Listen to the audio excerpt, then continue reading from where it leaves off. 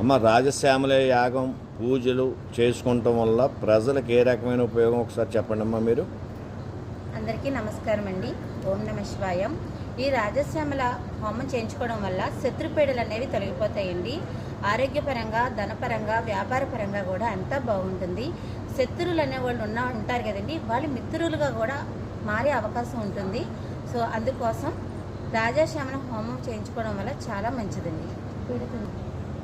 అంతేకాకుండా ఈ రాజశ్యామల హోమం చేయించుకున్న వాళ్ళకి వ్యాపారపరంగా కాకుండా పెళ్లి కాని పిల్లలకి కూడా మంచి జరుగుతుందండి. ఆరోగ్యపరంగా కూడా చాలా మంచి జరుగుతుంది.